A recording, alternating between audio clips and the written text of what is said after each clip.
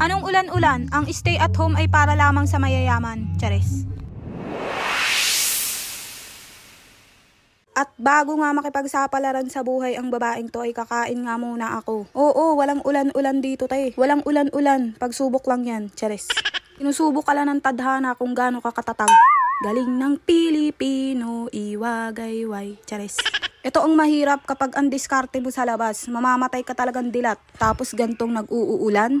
Naku naman talaga. Kalaban niyang ulan na yan. Sarap lang sa tulog yan pero kalaban yan ng mga tulad kong sa labas talaga ang diskarte. Ganun pa rin naman. Wala naman akong choice kundi lalabas talaga ako. Bahala na. Ang wish ko lang ay maging waterproof ako for today. Kasi nga ang ruta ko ay taga-Tansa pa. So 30 minutes ang biyahe mula dito sa amin. Pero laban. Lalaban ka o wala kang pera. Laban-laban na to. Chares. Hindi ako natatakot lumabas. Umaraw man yan o umulan. Kasi ang ganda ko hindi nalulusaw. Hala? Chares.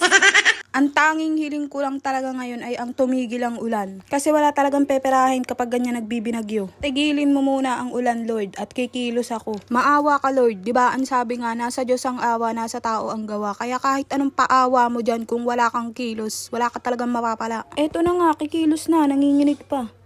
Naghihintay lang naman akong imbitahin nyo ako sa mga bahay nyo eh. Eto na nga ang ginawa ko ngayon, napakadaldal. Eto nga yung client ko dito sa Tansa at ang pinagawa niya nga ay nails at eyelash. Tuwang-tuwa nga ako dito kasi nga ang dami niya talagang binigay sa akin na mapapakinabangan ko talaga. Sobrang salamat po talaga sa mga to kasi lahat to talaga magagamit ko. Sobra talagang natatouch ang heart ko pag nakakatanggap ako ng mga ganto. Wow! Kahit maliit o malaking bagay man yan, sobrang thankful talaga. At eto na nga yung nails na pinagawa ni client at nagpa-eyelash nga rin siya. Pagkatapos ko nga dito ay nagpasundo na rin ako sa aking asawa kasi nga baka bumuhos na naman ang bagyo. Sobrang laking pasalamat ko nga rin dito sa asawa ko kasi kahit saan nga talaga naman pinupuntahan ako, hatid sundo yarn.